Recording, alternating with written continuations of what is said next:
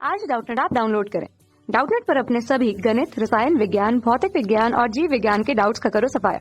बस प्रश्न की फोटो खींचो, एक ही प्रश्न को क्रॉप करो और तुरंत वीडियो सोल्यूशन पाओ। अभी डाउनलोड करें।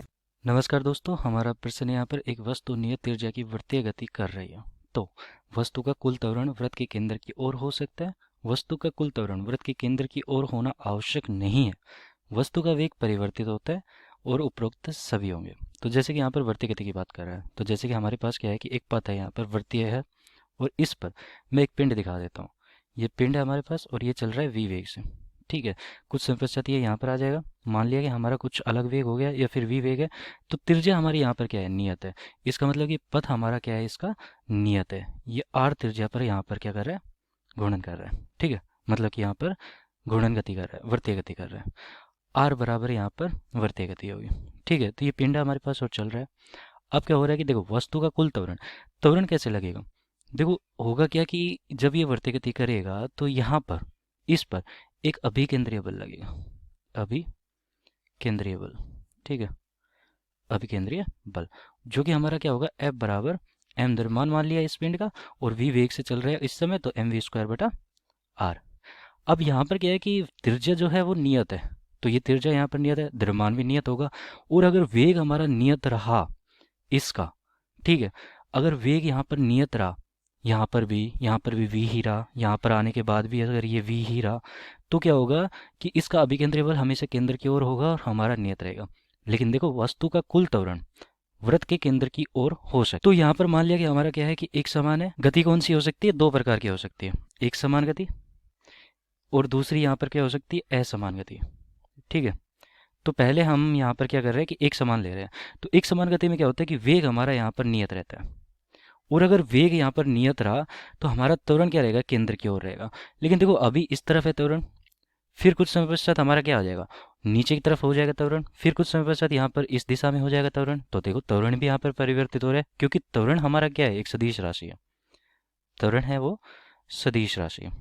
ठीक है, तो अब क्या हो रहा है यहाँ पर, देखो, वस्तु का त्वरण वृत्त के केंद्र की ओर हो सकता है। देखो, वस्तु का जो त्वरण है वो वृत्त के केंद्र की ओर हो सकता है। देखो, यहाँ पर भी है, यहाँ पर भी केंद्र की तरफ है, यहाँ पर भी केंद्र की तरफ है। हो सकता है अगर असमान गति हो तो यहाँ पर वेग परिवर्तित होता, और वेग परिवर्तित यहाँ पर क्यों होता है, क्योंकि त्वरण हमारा यहाँ पर इस दिशा में भी लग सकता है, जो वृत्त के पथ की दिशा में भी लग सकता है। तो उस समय हमारी गति क्या हो जाती है, यहाँ पर वेग नियत नहीं रहता, और वेग नियत नहीं रहता और वो असमान गति होती है। ठीक है, लेकिन एक समान गति में ऐसा हो सकता है, तो ए विकल्प हमारा यहाँ पर सही उत्तर है। फिर दूसरा देख लेते हैं, वस्तु का कुल त्वरण वृत्त के केंद्र की ओर होना आवश्यक नहीं है। देखो, कुल त्वरण वृत्त के केंद्र की ओर होना आवश्यक नहीं है। देखो, एक समान गति है तो इसके वृत्त के केंद्र की ओर है, तो आवश्यक नहीं है मतलब कि ये गलत हो गया फिर। लेकिन ये सही भी है। अब सही कैसे है, जैसे कि वस्तु का कुल त्वरण है वो वृत्त के केंद्र की होना आवश्यक नहीं है। हो सकता है कि हमारा यहाँ पर क्या है कि इसके वेग को, इसका जो वेग का परिमाण है 5 मीटर प्रति सेकंड मान लिया वेग हमारा, कुछ समय पश्चात ये 6 मीटर प्रति सेकंड हो जाता है। तो पथ की दिशा में हमारा यहाँ पर एक और त्वरण मान लिया हमारा, ठीक है, जो कि हमारा यहाँ पर एक और त्वरण कुछ इस प्रकार लग रहा है, फिर इस प्रकार लग रहा है, कैसे भी लग सकता है वो। ठीक है, बल लगा दिया मैंने इस पर, तो ये त्वरण की वजह से इसका परिणाम ही है वो केंद्र की तरफ नहीं आएगा और बदल सकता है। तो आवश्यक नहीं है कि वो हमेशा मतलब कि केंद्र की ओर होना आवश्यक नहीं है कुल त्वरण। ठीक है, तो ये बी विकल्प यहाँ पर सही उत्तर हो जाता है। फिर कहते हैं कि वस्तु का वेग परिवर्तित होना चाहिए। देखो, वेग यहाँ पर क्या होता है, एक सदिश राशि होती है। तो वेग क्या है यहाँ पर, सदिश राशि। हमें पता है कि वेग सदिश राशि होती है।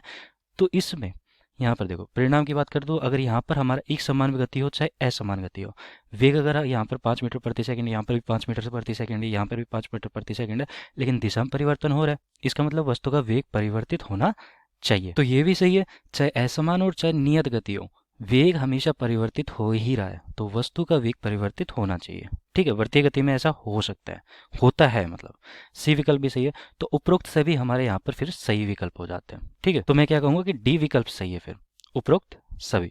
धन्यवाद। कक्षा 6 से 12वीं से लेकर नीट, IIT, JEE वो एडवांस के लेवल तक 1 करोड़ से ज्यादा छात्रों का भरोसा। आज ही डाउनलोड करें डाउटनेट ऐप या व्हाट्सएप करें अपने सारे डाउट्स 8400 400 400 पर।